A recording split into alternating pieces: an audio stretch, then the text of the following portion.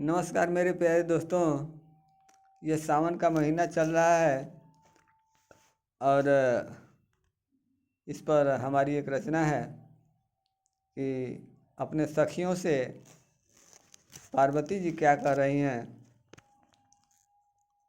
भोला बाबा के बारे में। तो सुनिए क्या कह रही हैं वो। किया हो रामा जब से बियाहवा हमरो भैल हो रामा। किया हो रामा जब से बियाहवा हमरो भैल हो रामा। किया हो रामा भंगिया पीसत दिनवा गैल हो रामा। किया हो रामा भंगिया पीसत दिनवा गैल हो रामा।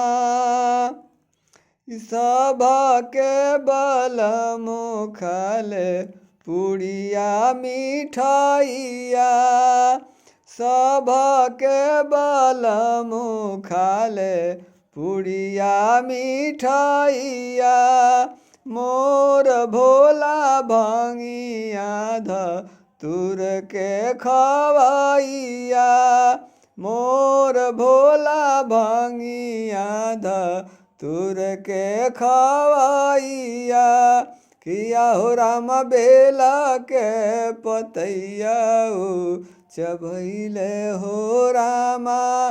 किया हो राम बेला के पतैया चबैले हो रामा।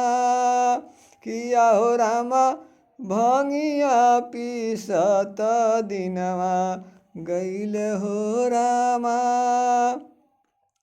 सब के बल मुआ त सुट बूट झारे।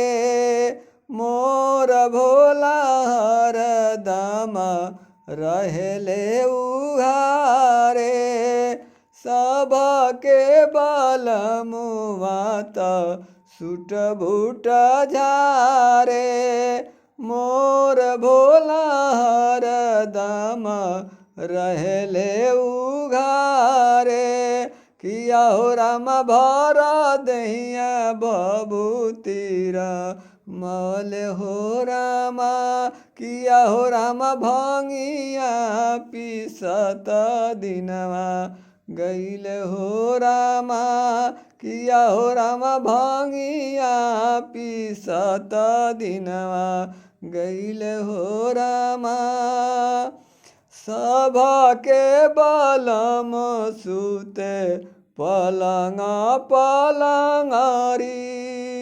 मोर भोला कतही पा सारी देले टंगरी।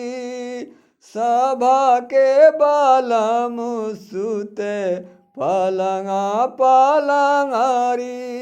मोर भोला कतही पा सारी देले टंगरी। किया हो राम जटवे के तकिया बनैले हो रामा। किया हो राम जटवे के तकिया बनैले हो रामा। किया हो राम भंगिया पीसत दिन गैल हो रामा। किया हो राम भंगिया पीसत दिन गैल हो रामा।